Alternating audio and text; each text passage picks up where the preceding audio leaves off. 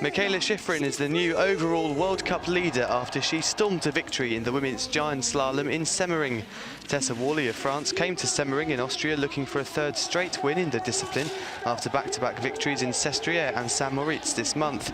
The French skier produced two near-identical runs to stop the clock in 2 minutes and 2.59 seconds, which saw her secure the second fastest time.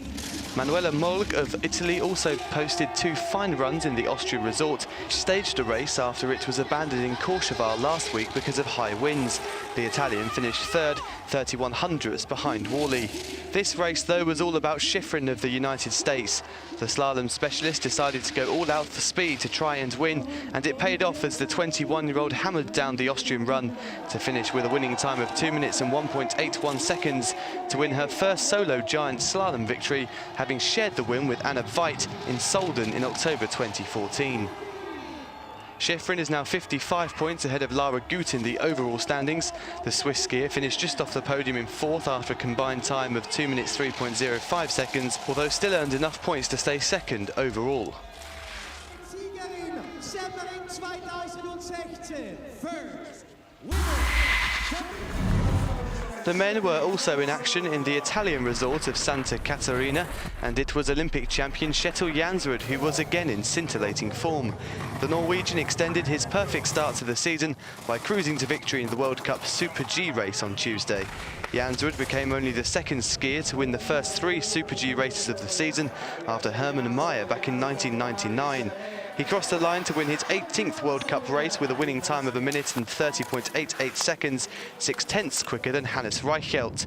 The Austrian veteran is still one of the best skiers in the business, and the 2015 world champion from Beaver Creek produced yet another storming run in the Italian resort to finish second. The 36-year-old was second here in a downhill 12 months ago, and again he showed great determination to master the undulating topography of Santa Caterina to take his place on the podium.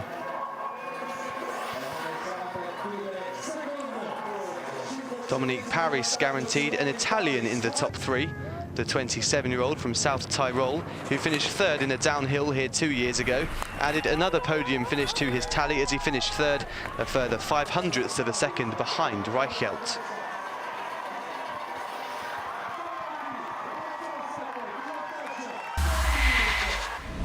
Jurgen Klopp's Liverpool returned to second place, 6 points behind leaders Chelsea in the Premier League after an emphatic win over Stoke at Anfield. Stoke went ahead on 12 minutes through Jonathan Walters, but Adam Lallana and Roberto Firmino put the Reds ahead before the break.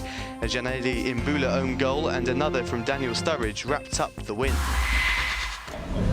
Mauricio Pochettino returns to his former stomping ground on Wednesday as Tottenham travel to Southampton in the Premier League.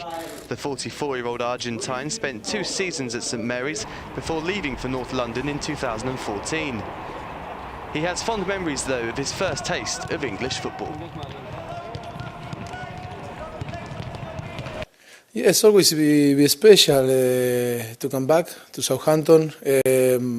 Yes, was a very special, and is a very special place for me, for my family, and to have the possibility to start my career in England, in the Premier League. I think it's will be always